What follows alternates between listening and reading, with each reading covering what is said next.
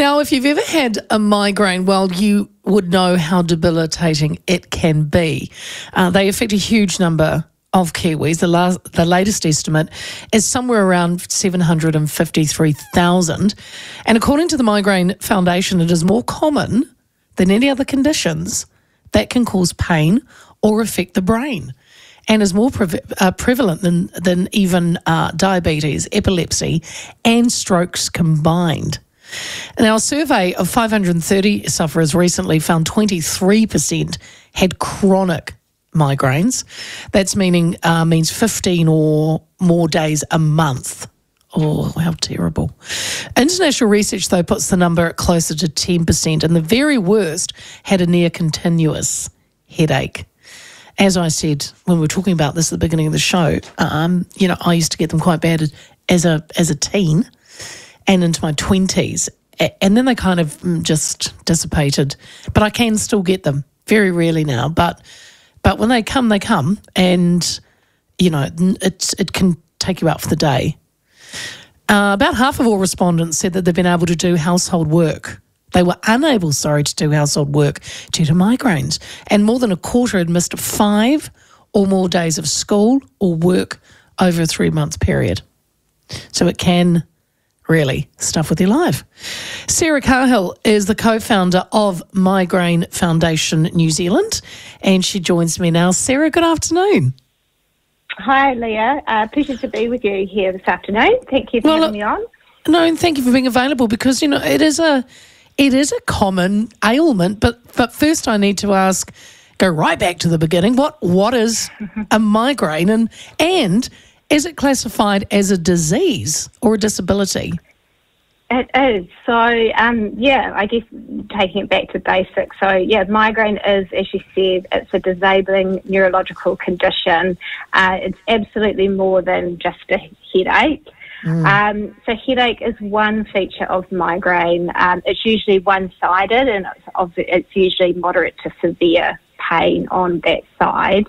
But migraine can also cause other symptoms such as nausea and vomiting, sensitivity to light and noise, dizziness, visual changes, that migraine aura that some people get. That's what I get. Cognitive difficulties. Yes, the aura. Some people can't get words out, can't form sentences, neck and shoulder pain, a whole host of symptoms. So it's more than just a headache. And I guess it's important for people to understand that migraine disease, it's caused by abnormal brain activity that affects nerve signals, chemicals, blood vessels in and around the brain. Really genetic. Most people can trace back that there is migraine in their family. That's why a lot of parents have passed migraine on to their children. So it's basically your brain just becomes very oversensitive to lots of things. You kind of have this migraine brain. Wow. Sarah, I know that when I was younger and it was worse, and I used to throw up or feel nauseous and need to lie down in the dark, and it got better. Now I get the aura and then in my eyes, and then if I quickly take some Panadol, it won't go further, but it just wipes me out for the day. So then what you've described is obviously there's many different ways that people experience a migraine, some, as you said, from moderate to severe. Is it, at one stage I used to think, and is it normal to think, I've seriously got a brain, bleed, or I'm going to have to go to the doctor? I mean, people must think they've really got something wrong, right?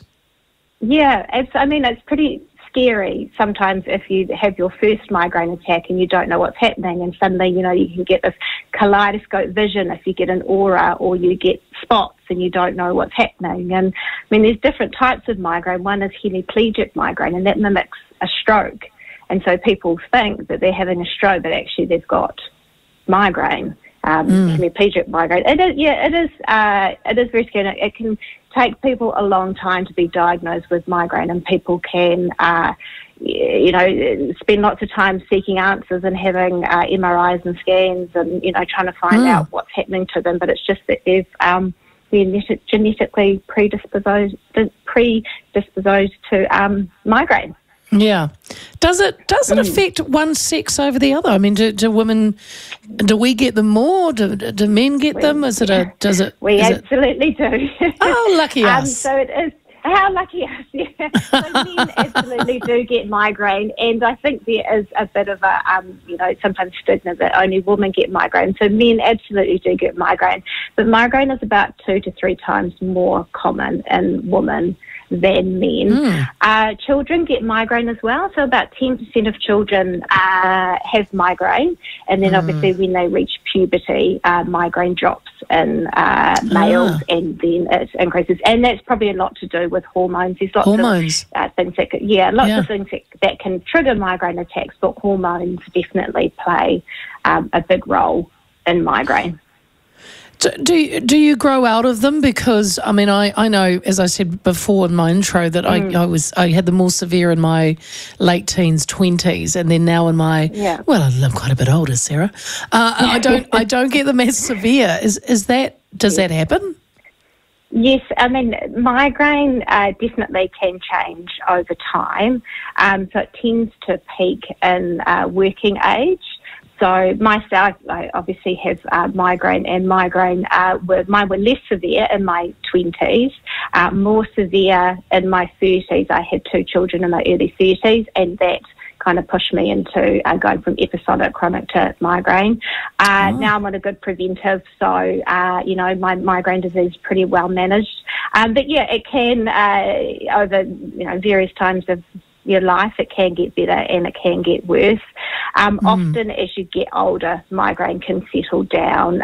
In women, sometimes after menopause, they can settle down because hormones are one trigger for a migraine attack, and so when they settle down, migraine can get better. But for a lot of women, that's not the case, and so sometimes women, have migraine for 20, 30, 40 years and are told that as soon as they get to menopause, their migraine attacks will ease, and that's not the case. So I guess you've always got that, if you've had migraine attacks, you've always kind of got that migraine brain, so it's always there. But yeah, it can change. Your migraine attacks can change definitely over your lifetime. So are there? I mean, I know you've explained it very well that it's, it could be, passed on by your genetics, and but are there triggers as well? Do people know when it's what could possibly bring one on?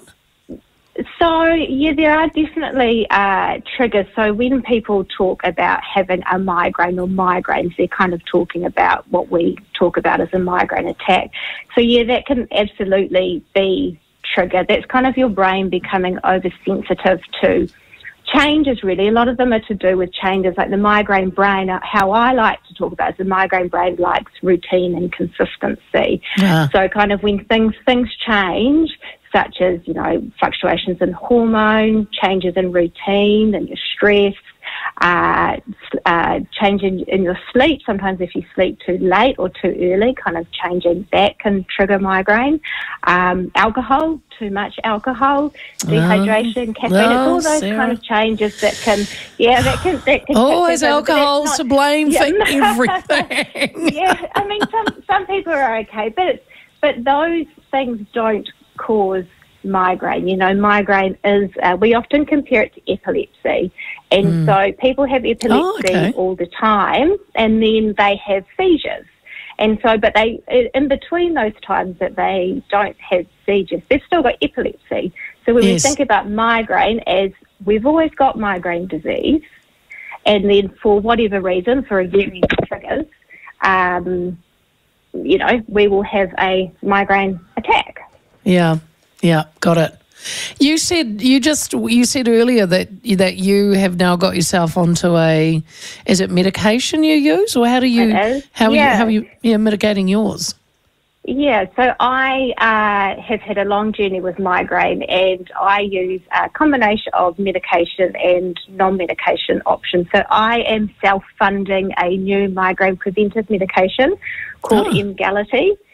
So prior to these new medications being available, the preventive medications that myself and other people with migraine take were medications that were designed for different conditions. Like we take beta blockers for, for epilepsy or for high blood pressure, and they were found to be helpful for migraine. So about 2018, these new medications, CGRP medications, came on, and they're the first medication ever specifically designed to prevent migraine. So they've been kind of a game changer. So I've been on that preventive medication. It's a once a month self-injection. So I self-fund that. So I take that once a month, and that pretty much keeps my migraine attacks at bay. And I also do a lot of like non-medication things. I don't drink. I make sure I sleep. I exercise. Those all good stuff. But basically, all good, exactly.